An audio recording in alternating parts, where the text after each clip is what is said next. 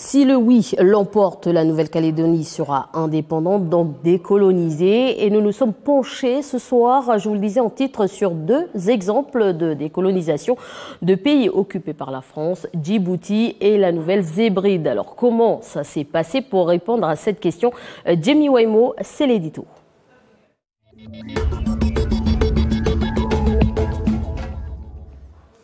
Bonsoir Jamie. Bonsoir Elise, bonsoir à tous. La France n'a jamais su décoloniser. Ce sont des propos signés Victorin Lurel, à l'époque ministre des Outre-mer, lors de sa première visite à Nouméa. Du coup, c'était comment les deux dernières décolonisations à la française? Djibouti en 1977, Port Vila en 1980. À Djibouti, l'évolution institutionnelle a pris 20 ans et 3 référendums.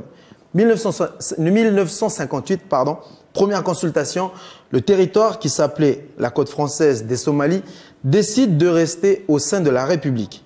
1967, le deuxième référendum confirme à nouveau l'attachement du territoire à la métropole.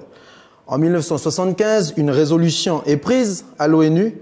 À l'Assemblée territoriale, les positions politiques progressent unanimement vers l'indépendance. Alors, en 1977, la France décide d'organiser un troisième référendum et le oui l'emporte à 98%. Deuxième exemple, aux Nouvelles-Hébrides, devenues Vanuatu, l'arrivée des soldats américains au cours de la Seconde Guerre mondiale va alimenter les premiers sentiments nationalistes. En 1964, un jeune prêtre francophone, Gérard Lemong, évoque l'indépendance dans un prêche à Port Vila. Le premier parti politique vanuatais est fondé en 1971 par un pasteur anglican, Walter Lini. Le Vanuatu Party remporte les élections générales en 1979. Walter Lini prend la tête du gouvernement et s'impose comme le nouvel homme fort du pays. L'accession du Vanuatu à l'indépendance, le 30 juillet 1980, se déroule sur des fonds de répression envers les îles majoritairement francophones de Santo et Tana qui ont fait sécession un peu plus tôt.